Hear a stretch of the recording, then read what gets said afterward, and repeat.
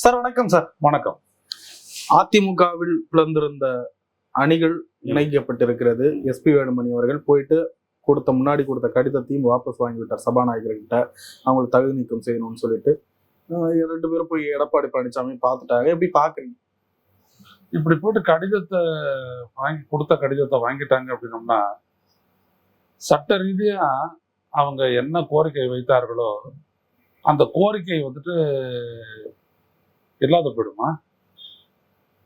இவங்க என்ன சொன்னாங்க? எடப்பாடி பழனிசாமி, சி.வி. சண்முகம், வேலுமணி கோஷ்டி மீது கொறடா உத்தரவை மீறி வாக்களித்து விட்டார்கள். எனவே அவர்களை சட்டப்படி, அரசமைப்பு சட்டப்படி, கட்சித்தாவல் சட்டத்தின் கீழ் அவர்களை பதவி நீக்கம் செய்ய வேணும் தானே கொடுத்துட்டாங்க. அவங்க என்ன சொல்றாங்க? நாங்க தான் உண்மையான அதிமுக, அவங்கள நீங்க நீக்குங்க அப்படின்னாங்க. பட் இவங்க எல்லாருமே என்னன்னா, யாரு கட்சி தலைவராக இருக்கிறாரு அப்படின்னா பொதுச் செயலாளர் எடப்பாடி பழனிசாமி தான் இவங்களும் பொதுச் செயலாளர் இருக்கிறாங்க. ஸோ இவரு கொடுத்துட்டாரு இந்த மனு. கொடுத்த மனுவின்படி பார்த்தீங்கன்னா, இவங்க கட்சி அப்படின்னு பார்த்தோம்னா எடப்பாடி பழனிசாமி தலைமையிலானதான் கட்சி. இவங்க 2/3 கிடையாது. அப்படி இருக்க எடப்பாடி பழனிசாமி கொடுத்த மனு மீது சட்ட ரீதியான நடவடிக்கை எடுக்க வேண்டிய கடமை சபாநாயகர் இருக்கா இல்லையா? சபாநாயகருக்கு இது இருக்கு. அதன்படி அவர் நாளைக்கு முடிவு அறிவிக்கிறதா இருந்ததுன்னா, ஏன்னா 5 நாளைக்குள்ள முடிவு அறிவிக்கணும். நாளைக்கு அத்தனை சொல்லியிருக்காரு அவர். 13ஆம் தேதி நம்பிக்கை வாக்கெடுப்பு நடந்துச்சு. இப்போ நாளைக்கு 28ஆம் தேதி 15 நாள். நாளைக்கு அவர் முடிவெடுக்கிறேன்னு சொல்லும் போது நிச்சயமாக அந்த சட்டத்தை அப்ளை பண்ணி ஆகணும். அப்படி அப்ளை பண்ணாங்க அப்படின்னா ஆதரவா, தாவேகா கட்சிக்கு ஆதரவா, அதிமுக தலைமையினுடைய முடிவுக்கு எதிராக, கொறடா உத்தரவுக்கு எதிராக வாக்களித்த எந்த 25 பேருடைய சட்டப்பேரவை உறுப்பினர் தகுதி இழப்பார்கள். இப்ப இவங்க 2 பேரும் திரும்பப்பட்டதுனால பிரச்சனை ஓஞ்சிருச்சு அப்படின்னா, நாளைக்கு என்னுடைய முடிவை சொல்றேன்னு ஏன் சபாநாயகர் சொல்றாரு? நீ போன உடனே நாளைக்கு கத்தால நான் முடிவை சொல்லுவேன், உங்களுக்கு முன்னாடி தான் நான் அதை அறிவிப்பேன்ல, என்னது அது? ஸோ நீங்க வித்ட்ரா பண்ணதுனால சட்டம் என்ன, நீங்க கூப்பிட்டா வர்றதுக்கும் வேணாம் நான் திரும்பி போறதுக்கும் அது என்னது? அது சட்டம். யூ ஹவ் வயலேட்டட் த லா. நீங்க கட்சி தாவல் தடை சட்டம் என்கின்ற அரசமைப்பு சட்டத்தினுடைய அட்டவணை 10 கீழ் நீங்க எதிர்த்து செயல்பட்டுட்டீங்க. அந்த வாக்களித்த அந்த கணமே நீங்கள் பதவியை இழந்து விட்டீர்கள். 25 பேரும், சி.வி. சண்முகம் உட்பட, வேலுமணி உட்பட, தங்கமணி உட்பட, எல்லாம் உட்பட பதவியை இழந்து விட்டீர்கள். அவ்வளவுதான். இதுக்கு மேல சபாநாயகர் என்ன சொல்ல முடியும்? 2வது, சபாநாயகர் இப்போ ஏற்கனவே என்ன பண்றாங்க? தமிழக வெற்றி கழகம் அந்த break away faction Velumani Shanmugam குழுக்கிட்ட இருந்துட்டு, அந்த அணிகிட்ட இருந்துட்டு எம்எல்ஏக்களை கட்சி மாற செஞ்சு இருக்கிறாங்க.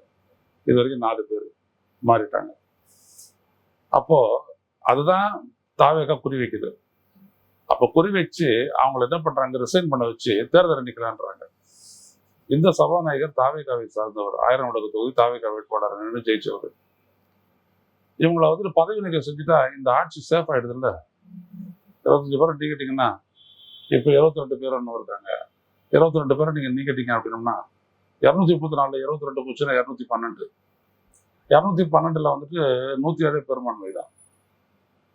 அதுக்கப்புறம் தேர்தல் வரட்டும், முட்டி மூத்தி பார்த்துக்கலாம் 2ல் 1.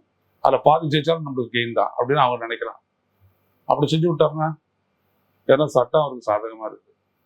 எனவே நாளைக்கு கத்தால அதிமுக அணிகளுக்கு பெரிய பெரிய ஒரு அணுகுண்டு போட போகுது. விடலாம். அதை இவங்க ஒருவேளை அப்படி தடுத்து விட்டாரு, கட்சியை காப்பாற்றி விடணும்னு விட்டாங்க ஏதாவது அப்படின்னா, யாராவது கோர்ட்டுக்கு போனாங்கன்னா கோர்ட்டு எதை பார்க்கும்? அந்த ஆக்ஷனை தான் பார்க்கும். நீங்க ஒரு பக்கம் போட்டிருக்கீங்க, அவங்க ஒரு பக்கம் போட்டிருக்கீங்க. எது கட்சி? இப்போ வேலுமணி வேற இன்னைக்கு அஃபர்மேட்டிவ் ஸ்டேட்மெண்ட் கொடுத்துருக்காரு. அவர் தான் எங்க தலைவர், அவர் தான் எங்க தலைவர்னு சொல்லி அஃபர்மேட்டிவ் ஸ்டேட்மெண்ட் ஒப்புதல் வாக்குமூலம் கொடுத்துருக்காரு. அப்ப என்ன ஆகும்? நேரடியாக அவங்கள பதவி நீக்கம் செய்ய முடிஞ்சு போச்சு, அவ்வளவுதான். இது ஒரு ஸ்ட்ரிஞ்சன்ட் லா. கட்சிதாவல் தடை சட்டம் அப்படின்றது அரசமைப்பு சட்ட பிரிவினுடைய அட்டவணையில் இருக்குன்னாலே that it cannot be violated even by the court. நாடாளுமன்றத்தால் நிறைவேற்றப்பட்டு முழு ஒப்புதலுடன் அட்டவணையில் எடுத்து சேர்த்துட்டாங்க அப்படின்னோம்னா அதை நீதிமன்றம் வயலேட் பண்ணாது. நீதிமன்றமே வயலேட் பண்ண முடியாது. சபாநாயகரை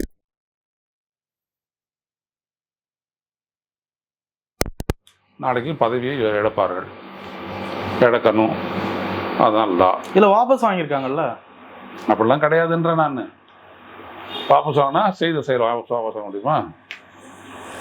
ஓட்டு போட்டீங்கல்ல அன்னைக்கு. இல்ல சார், ஒரு கட்சியினுடைய பொதுச் செயலாளர் தானே இப்படி ஒரு கோரிக்கை வைக்கணும் சபாநாயகர் கிட்ட.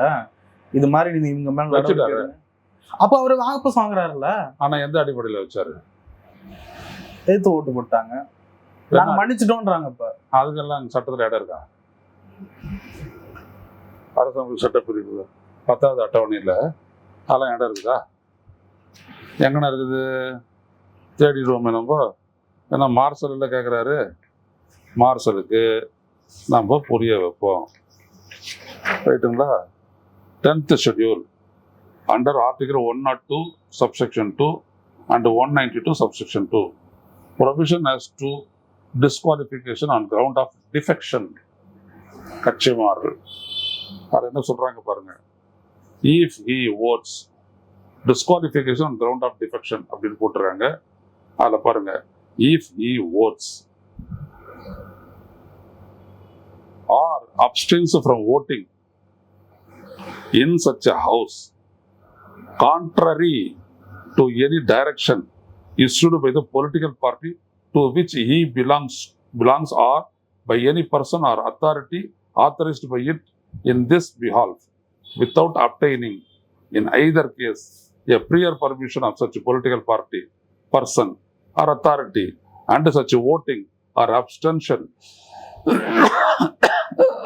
has not been condoned by such political parties, person or authority within 15 days from the date of such voting or abstention. முடிஞ்சு போச்சு. ரைட்டா? அது அவங்க கண்டுக்காது விட்டுட்டாங்க அப்படின்னோம்னா அது வேற கதை. அதான் போட்டிருக்காங்க பாருங்க. has not been condoned. கண்டுக்காது விட்டாங்கன்னா வேற. கண்டுக்கிட்டாங்க, லெட்டர் எடுத்துட்டு போனாங்க. அத்தாரிட்டி யாரு? சபாநாயகர். அவர்கிட்ட கொடுத்துட்டாங்க. கொடுத்து முடிச்சுட்டு என்னோட பரிசீலனையில் இருக்குன்னு அவர் சொல்றாரு.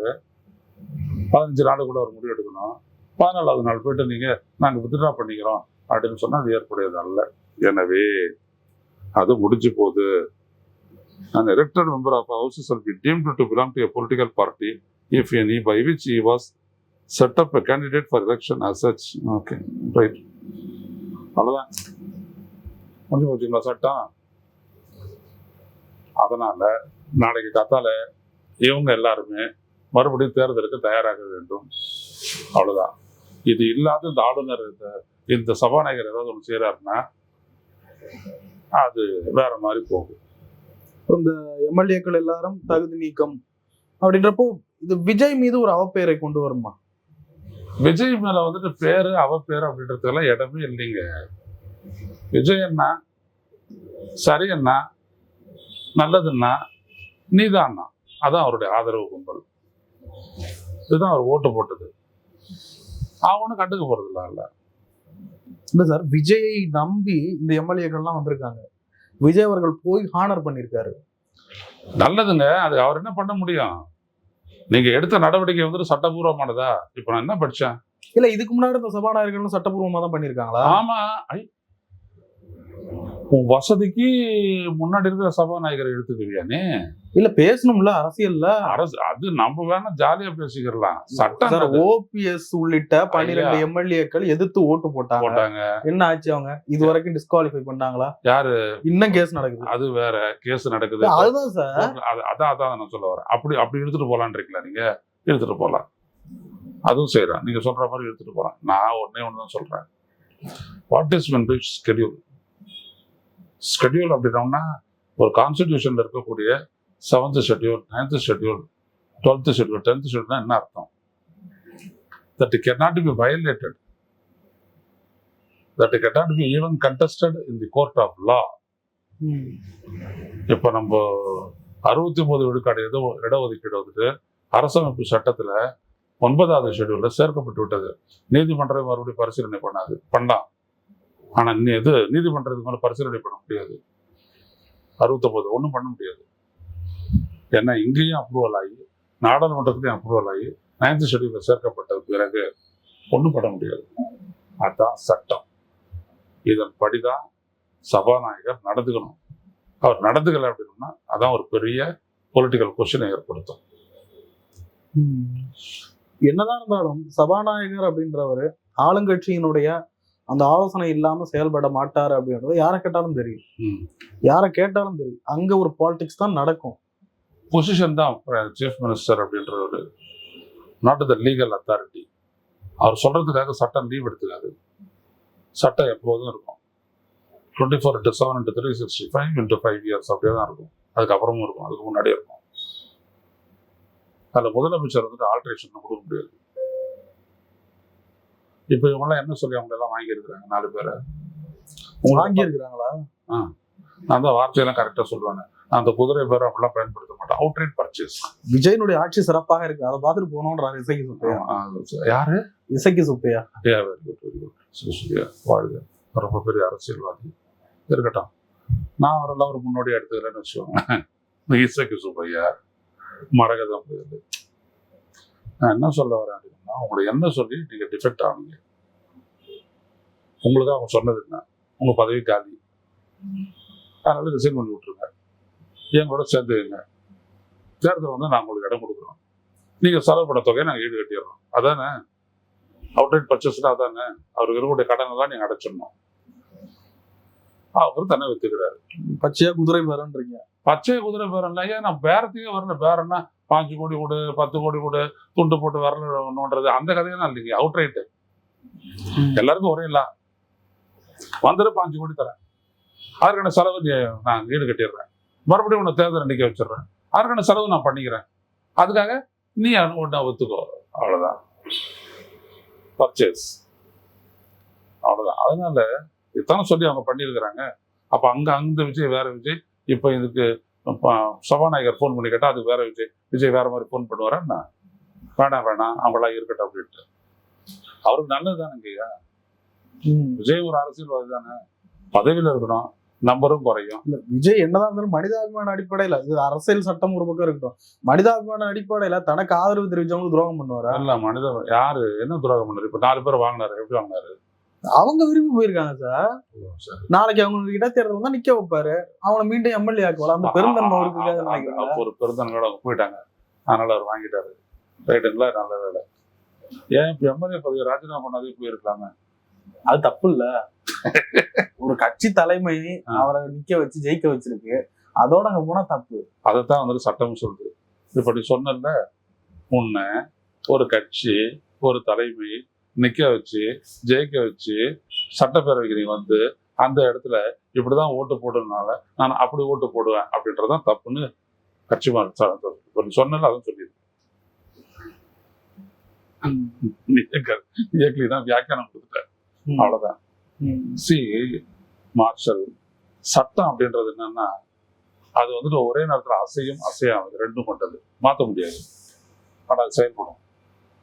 It will be in continuous perpetual act.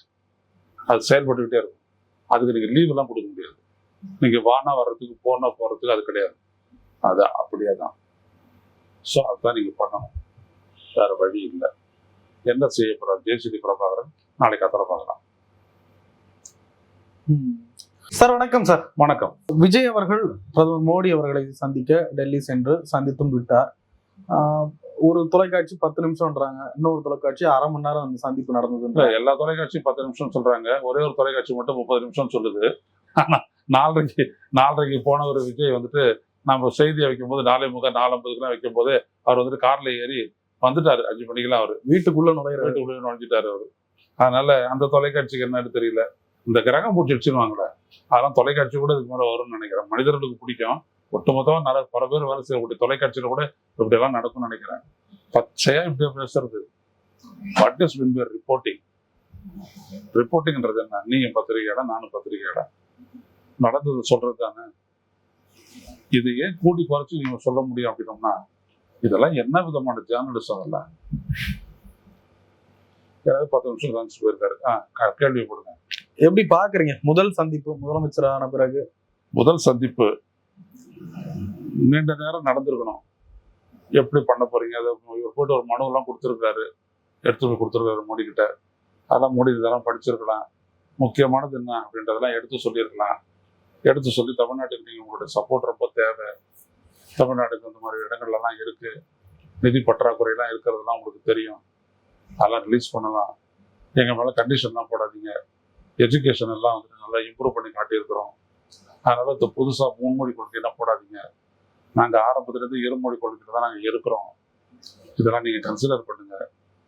Sir, ideology is different, மக்கள் நாங்கள் பாதிக்கப்படுன்றது எங்களுடைய கருத்து. அதனால் எங்களுக்காக இருக்கக்கூடிய அந்த நிதியெல்லாம், ஒதுக்கீடு செய்யப்பட்ட நிதியெல்லாம் நீங்கள் ரிலீஸ் பண்ணுங்க. நாங்கள் புதுசாக வந்திருக்கக்கூடிய ஒரு புதிய கட்சி, இடம் கட்சி, நாங்கள் அந்த மக்களுக்கு நல்லது செய்யணும், உங்களுடைய ஒத்துழைப்பு ரொம்ப தேவை. உங்களுக்கே தெரியும், உங்களை அரசியல் எதிரின்னு சொன்னாலும் கூட உங்களை நான் திட்டினதே இல்லை, ஒரே தடவை தான் சொல்லியிருக்கேன், அதுவும் மோடிஜி ஓய் அலர்ஜி மட்டும் தான் கேட்டிருக்கிறேன். ஏகப்பட்ட விஷயத்தை பேசுறதுலாம் மோடியும் கேட்டிருக்கலாம், ஆனால் அதெல்லாம் எதுவுமே நடக்கல. சிம்பிளா போயிருக்கிறாங்க, கை குளிர்கிறாங்க, உட்காந்துருக்குறாங்க, அப்படியே இது பண்ணியிருக்காங்க. கங்க்ராச்சுலேஷன்ஸ். அவர் ஏற்கனவே சொன்னதோ மறுபடியும் சொல்லியிருப்பாருன்னு நினைக்கிறேன். அவ்வளோதான், முடிஞ்சு போச்சு. படி இறங்கி கார்ல ஏறக்கூடிய இடைப்பட்ட நேரம் தான் 10 நிமிஷம். மோடி 10 நிமிஷம் சந்திச்சு என்ன பேசினார் அப்படின்றதுலாம் இல்லை. இல்ல, வழக்கமா முதலமைச்சர்கள்லாம் போனாங்க, ஒரு நெடுநேரம் சந்திப்பாங்க, 40 நிமிஷம் சந்திப்பாங்க. நேரம்லாம் நிறைய ஆகலாம், ஆனா இது ரொம்ப ஷார்ட்டா முடிச்சிருக்குது. இல்ல, ஷார்ட் சந்திப்புன்னா இதுல ஏதாவது ஒரு பாலிடிக்ஸ் இன்க்ளூட் பண்ணி ஆமா இருக்குது. அது என்னன்னு தெரியாது, அது விஜய்க்கு தான் தெரியும். வெளியில வந்தாரு விஜய் அப்படி கையை காட்ட அவர் போயிட்டார், அவ்வளவுதான். அவர் ஒன்றும் பத்திரிகையாளர்களை எப்பவும் சந்திக்கிறது கிடையாது, அவர் மோடி மாதிரி தான் இப்பவும் சந்திக்கல அவர் பத்திரிகையாளர்களை. இல்ல, பிரதமர் மோடி அவர்கள் ஒரு பொலிட்டிக்கல் ஒரு ஸ்டேட்டஸ், ஒரு தரத்தை பார்த்து அல்லது மனிதர்களோட எக்ஸ்பீரியன்ஸை பார்த்து ஒருத்தவங்களை எடை போட்டு வேல்யூ பண்றாரு. இந்த தேர்தல் முடிவுகள்லாம் அப்படியே எடுத்துக்கங்க, நான் சொன்னதெல்லாம் வேணாம். மக்கள் எல்லாம் ஓட்டு போட்டாங்க, விஜய் தேர்ந்தெடுத்துட்டாங்க அப்படின்னு அந்த கணக்கு எடுத்துக்கிட்டீங்க அப்படின்னா நம்பிக்கை தானே அது வருது. அந்த நம்பிக்கையை வந்துட்டு ஒரு பிரதமரை மதிக்கணுமா இல்லையா? அவர் மதிக்கிறதா தான் என்ன பண்ணுவாரு, உங்களுக்கு அரசியல் அனுபவம்லாம் இல்லை, ஆனா வந்துட்டீங்க, மேல வச்சுக்கிற நம்பிக்கை, அதுக்காக யூ ஆர் கிஃப்டட், நீங்க ரொம்ப அதிர்ஷ்டசாலி, நாங்க என்ன செய்ய நினைக்கிறீங்க, எப்படி எல்லாம் போவாரு அப்படின்னு சொல்லும் போது விஜய் பேசலாம். விஜய் பேசுறது இப்படி சொன்னாலே விஜய்க்கு ஒரு ஃப்ரீ இது கிடைச்சிருக்கும். விஜய் நிறைய விஷயத்த பேசியிருக்கலாம். விஜய் பேசுனாரா இல்லை, அவரும் சொன்னாரா கேட்டாரா இல்லை. பொதுவாக அந்த மாதிரி கொடுக்குற மனுவெல்லாம் எடுத்து தூக்கி பின்னாடி விட்டுருவாங்க, அது அவ்வளோதான். அதுக்கான பதில் சொன்னதா மோடி? எனக்கு எந்த பிரதமர் பதில் சொன்னதா எனக்கு தெரியாது, எந்த பிரதமர் மட்டும் பதில் சொல்லுவாரா அப்படின்னு எனக்கு தெரியாது. மனு எல்லாம் எடுத்து கொடுப்பாங்க, எல்லாருக்கும் கொடுப்பாங்க. எதிர்கட்சி தலைவராக இருந்து எடப்பாடி கொடுத்துருக்கிறாரு, நம்ம முதலமைச்சரும் கொடுத்துருக்கிறாரு, முன்னாள் முதலமைச்சர் மு.க. ஸ்டாலினும் கொடுத்துருக்கிறாரு. அதுக்கெல்லாம் ஒன்றும் ரெஸ்பான்ஸ் எல்லாம் வந்ததில்லை. அதனால மரியாதை நிமித்தமான ஒரு சந்திப்புன்னு நம்ம பத்திரிகையில போடுறோம். ஆக்சுவலாக இது மரியாதை நிமித்தமான சந்திப்பு. First official meeting of the chief minister of Tamil Nadu with the top prime minister. இதுதான் ஃபர்ஸ்ட் அஃபிஷியல் மீட்டிங். இதான் ரொம்ப ரொம்ப முக்கியத்துவம் வாய்ந்தது. ஆனா மரியாதை நிமித்தமான சந்திப்புன்னு எல்லாத்தையுமே கேவலப்படுத்துறாங்க இந்த ஊடகங்கள். எனக்கு எப்படின்னு புரியல. இது ரொம்ப முக்கியமான ஒரு சந்திப்பு, ஆனா ஒரு 10 நிமிஷம் தான் நடந்தேறி இருக்குது. அதான் ரொம்ப கவலைக்கிடமானது. பாப்போம் என்ன நடக்குதுன்றது. விஜய் அவர்கள் மோடி அவர்களை சந்திச்சிருக்காரு. வழக்கமா கடந்த கவர்மெண்ட்ல மத்திய அரசுக்கும் மாநில அரசுக்கும் ஒரு எனிமிட்டி இருக்கு, வஞ்சிக்கிறாங்க, அந்த மாதிரி ஒரு பார்வையிலேயே அது போயிடுச்சு, ஒரு விரிசல் மாதிரியே. இந்த கவர்மெண்ட்டுக்கும் மத்திய அரசுக்குமான உறவு எப்படி இருக்கும்னு கருது? மத்திய அரசு நீங்க வகுத்திருக்கக்கூடிய கொள்கை, நீங்க எப்படி நலத்திட்டங்கள் எல்லாம் மக்களுக்கு என்ன செய்யணும்னு நினைக்கிறீங்களோ அதுக்கு எதிராக நினைக்கிறாங்கன்னு வச்சுக்கோங்க, அவங்களோட உங்களுக்கு நட்பு ஏற்படுமா? நீங்க ஒரு பொண்ணை காதலிக்கிறீங்க, உங்க அப்பா சொல்றாரு அவனை வெட்டிடுவான் அப்படின்னா உங்களுக்கு உங்க அப்பாவுக்கு பாசம் வருப்பான்னு அப்படின்றதில்ல. அப்ப என்னது, அப்பந்தான் புள்ள உறவு தான், அதெல்லாம் இருக்கும் தான். அரசமைப்பு சட்டப்படி இந்திய ஒன்றிய அரசோட மாநில அரசு அப்படியே இணக்கமா இருக்கணும் அப்படின்னு பேசிக்கிறாங்கல்ல, அப்படின்னா எதுவுமே கிடையாது. எதுக்கு வந்துட்டு கான்ஸ்டிடியூஷன்ல வந்துட்டு இது மாநில பட்டியல், இது ஒன்றிய பட்டியல், இது இசைவு பட்டியல் வச்சிருக்காங்க. உன் அதிகாரம் உனக்கு, என் அதிகாரம் எனக்கு, 2 பேரும் சேர்ந்து நிறைவேற்ற வேண்டிய சங்கதிகள் இதெல்லாம் இருக்குது. இந்தந்த சிக்கல்கள்லாம் இந்தந்த பொருட்கள்லாம் இருக்கு, அவ்வளவுதான். யாரோட இணக்கமா இருக்குது, ஃப்ரெண்ட்ஷிப்பா இருக்கிறது, ஒன்னா உட்காடுறது, டீ குடிக்கிறது, ஆனால் எதுவுமே கிடையாது. As such, there is nothing. அப்படின்னா அது பார்லிமெண்ட்ல பேச வரணும். நீங்க எங்களோட இணக்கமா இல்லை, உங்களுக்கு எப்படி நான் தருவேன் அப்படின்னு சொல்லலாம்ல மோடி. அப்படிலாம் யாராவது சொல்லியிருக்கிறாங்களா? இல்லையே. எப்போதுமே அது அப்படிதான். மார்க்சிய அரசு இருக்குது, காங்கிரஸ் அரசு இருக்குது, 2 அரசும் மோடிக்கு எதிரானதான். கேரளாவுக்கு நான் அடையினா தரமாட்டேன்னு சொல்ல முடியுமா? சொல்ல முடியாது. எனவே நம்ம போகும்போது நம்ம எவ்வளவு அழுத்தமா ஒரு விஷயத்த சொல்றோம்னு தான். இப்போ உதாரணத்துக்கு விஜய் இன்னைக்கு வந்துட்டு பாத்தீங்க அப்படின்னா தமிழ்நாடு முதலமைச்சர் விஜய் நேற்று இந்திய ஒன்றிய அரசு ஒரு லெட்டர் அனுப்பியிருக்கிறாரு. அதாவது நீர்வளத்துறைக்கு ஒரு லெட்டர் அனுப்பியிருக்கிறாரு. மேகதாட்டு அணைக்கட்டு அடையுமா எவ்வளவு விரிவான அந்த கடிதம். அது பாத்தீங்களா நீங்க? Vijay urges Modi to direct officials to reject Karnataka's Meghadat reservoir proposal அப்படின்னு சொல்லி போட்டு அது 4 நியூஸ் ஃபுல்லஸ்ட் கண்டென்ட்டை கொண்டாந்துட்டாரு. எக்ஸப்ட் ஒன், எல்லா விடயத்தையும் கொண்டாந்துட்டாரு விஜய். அதாவது தமிழ்நாடு அரசு கொண்டாந்துருச்சு விஜயோட பேர்ல, அவ்வளவுதான். ஸோ இவ்வளவுதான். அவங்க வந்துட்டு எங்க கர்நாடகாவில் தேர்தல் வருது, நாங்கள் அவங்களுக்கு சாதகமாக தான் இருப்போம் அப்படிலாம் சொல்ல முடியாது. இதில் சொல்லப்படாத ஒரே விட என்னன்னா அது தனியாக நம்ம பேசுவோம், அதை பற்றி ஒன்றும் இல்லை. அப்போ இதே தான் மேகதாட்டை பற்றி பேசலாம். இதை பற்றி நீங்கள் அப்ரூவல் கொடுத்தீங்க அப்படின்னா அப்ரூவல் கொடுக்க முடியாது, அது பேசவே தேவையில்லை, அப்ரூவல் கொடுக்க முடியாது. இது ஒரு சிக்கலாக வந்துட்டு கர்நாடகாவிலேருந்து கொண்டு வராங்க, அதை நீங்கள் அனுமதிக்க கூடாது. அதான் நான் ஒரு லெட்டர் எழுதியிருக்கிறேன் நேற்று, நீங்கள் பார்த்துருப்பீங்கன்னு நினைக்கிறேன். இருந்தாலும் இந்த லெட்டர் இது பாருங்க அப்படின்னு சொல்லிட்டு முக்கியமாக அதில் என்னைக்கு காவிரி தகராறு தீர்ப்பாயம் நதிநீர் தகராறு தீர்ப்பாயம் ஒரு அவார்டை கொடுத்துருச்சோ அதுக்கப்புறம் அதை சிதைக்கிற அளவுக்கு அதை சமரசம் செய்து கொள்ளக்கூடிய அளவிற்கு எந்த ஒரு திட்டத்தையும் நிறைவேற்றுவதை அனுமதிக்க கூடாது, அது சரியில்லை, அது உச்சநீதிமன்றத்தை சட்டத்தை மீறி செய்யலாம் அப்படின்னு சொன்னோம்னாரு மோடி யோசிப்பார். ஆஹா, விவரமா வந்து உட்கார்ந்துருக்காரு ஆளு, நான் யோசிப்பார். மோடி 73 வயசு இல்லை, 74 வயசு இல்லை, மோடி 76 வயசா 75 வயசு தாண்டிட்டார் அவர். எனவே இதெல்லாம் நம்ம எப்படி ப்ரெசென்ட் பண்றோன்றதை பொறுத்து தான். ஸோ அவங்களுக்கு நம்மளுக்கு ஒரு ரிலேஷன்ஷிப் அப்படின்றதுனா வேற விஷயம். ஸோ இந்த மாதிரி இருக்கு, நீங்க பார்க்கணும். நீங்க 67 டிஎம்சி தண்ணி ஒரு சிறவாயர் கட்டி மடக்கிட்டாங்கன்னா தமிழ்நாட்டுக்கு வர்ற தண்ணியும் வராது. அப்போ என்ன ஆகும் நினைச்சுவாங்க. எங்களுக்கு குடி தண்ணீருக்கும் காவிரி, விவசாயத்துக்கும் காவிரி, எல்லாத்துக்கும் காவிரி தான். காவிரியை ரொம்ப நம்பி இருக்கிற மாநிலமே தமிழ்நாடு தான் அப்படின்னால பேசுறான். அவங்கள அது ஈர்க்கும். சார் நம்ம நடிகன்னு நினைச்சோம், எவ்வளவு விஷயத்த பேசுறாரு இது அப்படின்னு சொல்லிட்டோம். அஃபிஷியலாக நம்ம இதை பற்றி பேசுவோம் ஒரு முறை அப்புறம் அப்படின்னு சொல்லிட்டு கேட்பாரு. ஸோ இந்த சந்திப்பு ரொம்ப நிச்சயம் நீண்டவா நடந்து போயிருக்கலாம், ஆனா இல்லை. இன்னொன்னு விஜய் அவர்கள் சில கோரிக்கைகள் வைப்பார், நிதி சம்பந்தமான கோரிக்கைகள் வச்சிருப்பார். இதையெல்லாம் அதெல்லாம் மனுவை கொடுத்துருக்காரு. இல்ல, இதையெல்லாம் மத்திய அரசு இவர் தேர்தலுக்கு கொடுத்த வாக்குறுதிகள்லாம் நல்லாவே கண்டிப்பா மத்திய அரசுக்கும் தெரிஞ்சிருக்கும். அதையெல்லாம் பேஸ் பண்ணி தான் அவங்களுடைய ரியாக்ஷன்ஸ் இருக்குமா, அல்லது வழக்கமா எப்பயுமே பண்ற மாதிரி தான் பண்ணுவாங்களா? அதாவது இந்த தேர்தல் வாக்குறுதிகள் அப்படின்றது வந்துட்டு ஒன்றிய அரசோ அரசமைப்பு சட்டப்படி கொடுக்கறது இல்லை. அது ஒரு அரசியல் கட்சி மக்களுக்கு நான் என்னது செய்யறேன் அப்படின்னு சொல்லிட்டு கொடுக்கறது தான் அது. அதை பத்தி ஒன்றும் இல்லை. ஸோ இங்க கவனிக்க வேண்டிய ஒரு விடயம் என்ன அப்படின்னா, இல்ல மாநில அரசு நிதியை கையாள்றத பத்தி மத்திய அரசு கவலைப்படாதா? மத்திய அரசினுடைய நிதி அமைச்சகம் அதான் இன்னைக்கு 7:30 மணிக்கு அந்த சந்திப்பு இருக்குது நிர்மலா சீதாராமனோட, அங்க அவர் பேசுவாரு, அது வேற விஷயம். ஆனா இவங்க நிதி ஒதுக்கணும் அப்படின்னு சொல்லிட்டு இது பண்றது இல்லை. நிதி ஒதுக்கீட்டுல எங்களுக்கு கிடைக்கக்கூடிய நிதியில எங்களுடைய பங்கு நீங்க கொடுத்துருங்க, நாங்க எப்படி செலவு பண்ணிக்கிறோன்றதை நாங்க பாத்துக்கிறோன்றதுதான். அதனால நான் இதெல்லாம் அறிவிச்சிட்டேன், நீ எனக்கு காசு கொடு அப்படிலாம் தரமாட்டாங்க, அப்படிலாம் கிடையாது.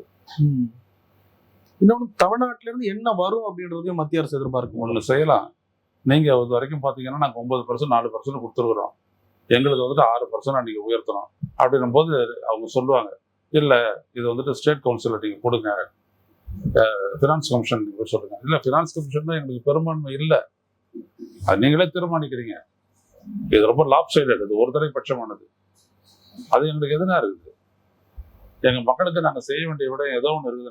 அவங்க வருவாங்க, எது நீங்க கொடுத்ததுக்கெல்லாம் நாங்க பணம் கொடுக்கணும்னா நீங்க பணம் கொடுக்கல, நாங்க கொடுத்த பணத்துல எங்களுடைய பகிர்வு அதிகமாகணும்.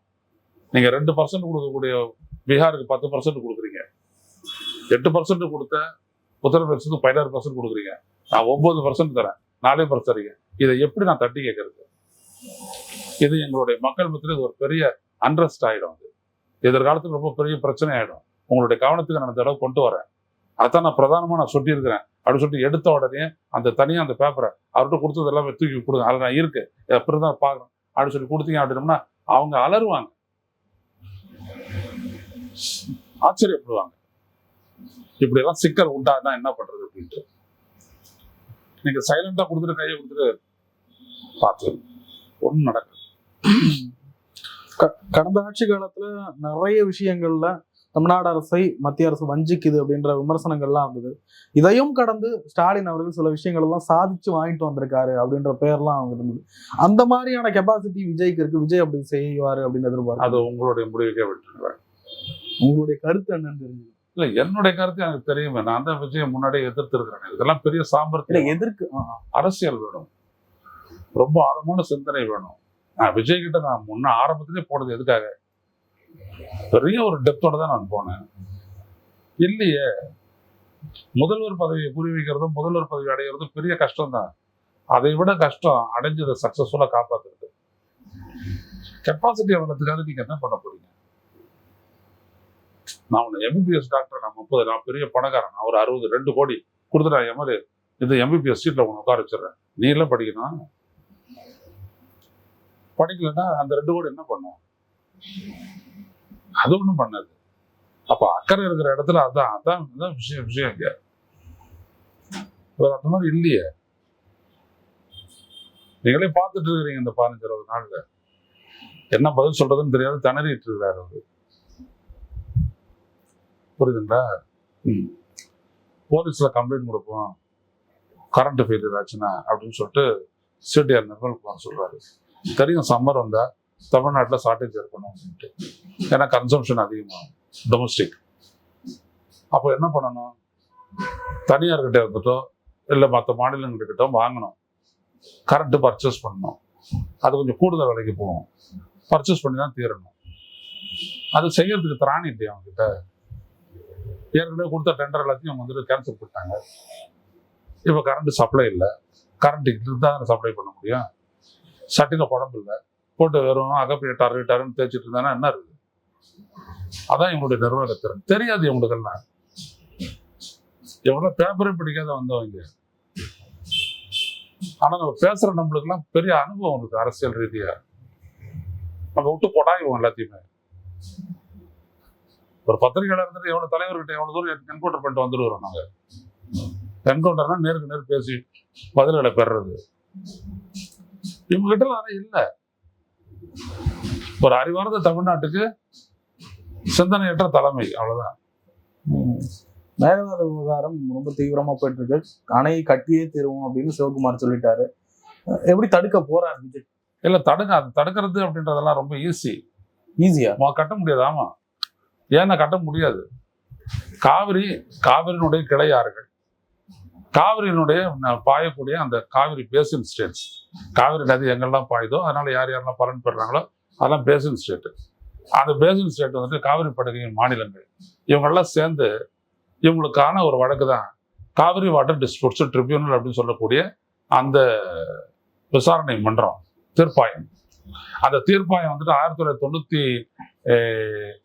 1994 அமைக்கப்பட்டு 98 வந்துட்டு ஒரு இடைக்கால தீர்ப்பு கொடுத்துட்டு இறுதி தீர்ப்பை 2007 கொடுத்துருச்சு. 2013 அது நோட்டிபிகேஷன் பண்ணியாச்சு. அப்போர்ஷன்மெண்ட் ஆஃப் வாட்டர், காவிரி நதியில் வரக்கூடிய நீரின் அளவில் 50% உறுதித்தன்மையுடன் வழங்கப்பட்ட அந்த தீர்ப்பு, இட்ஸ் அன் அவார்டு. அந்த தீர்ப்பு முடிஞ்சு போச்சு. இப்ப இருக்கிற 8 அணைகளை தாண்டி புதுசா ஒரு அணை கட்ட முடியாது. அணையினுடைய நதிநீர் பகிர்வு மாறிடும். அது செய்ய முடியாது. எனவே அணையை கட்ட முடியாது. அவ்வளவுதான், முடிஞ்சு போச்சு. இவங்க வந்துட்டு டிபிஆர், டீடைல்டு ப்ராஜெக்ட் ரிப்போர்ட், அதுக்கு வந்துட்டு அப்ரூவல் கொடுக்குறாங்க, கன்சிடர் பண்றாங்கன்றது கோர்ட்டுக்கு போச்சு தமிழ்நாடு. அது போகவே தேவையில்லை. தமிழ்நாடு வேற ஒரு வாட்டி செஞ்சிருக்கணும். டிபிஆர் கன்சிடர் பண்ற அதெல்லாம் வேற.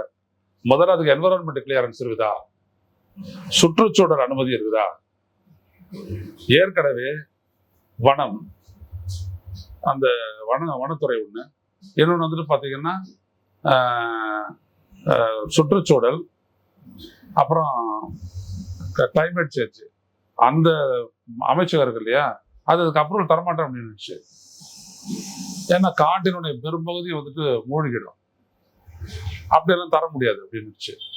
அதனால அவங்க சுற்றுச்சூழல் துறை அமைச்சகம் அப்ரூவல் தராத ஒரு ப்ராஜெக்ட்டுக்கு ப்ராஜெக்ட் ரிப்போர்ட்டுக்கு எப்படி நீங்க வந்து கன்சிடரேஷன் எடுத்துக்குவ அப்படின்னு நடுவுல விஷயம் முடிச்சு. ஸோ தமிழக அரசு போகக்கூடிய பாதை இதுதான். எந்த ஒரு ப்ராஜெக்ட் முதல்ல வந்துட்டு கிளியரன்ஸ் என்விரான்மெண்ட் மினிஸ்ட்ரி தான் கிளியரன்ஸ் கொடுக்கணும். அதுல வேற இப்ப கிளைமேட் சேஞ்ச் வேற வருது. இந்த மாதிரி காட்டை மூடு கடிச்சா என்ன ஆகும் அப்படின்ற அதெல்லாம் வேற வருது. புரியுதுங்களா? சுற்றுச்சூழல், வனம் மற்றும் பருவநிலை மாற்ற அமைச்சகம் அப்படின்னு அதுக்கு பேரு. எப்படி அது அப்ரூவல் தரும்? ஸோ அது வந்துட்டு விஜய் எழுதின லெட்டர், நேற்று எழுதின லெட்டர்ல குறிப்பிடலை. ஆனா அதான் ரொம்ப முக்கியமானது.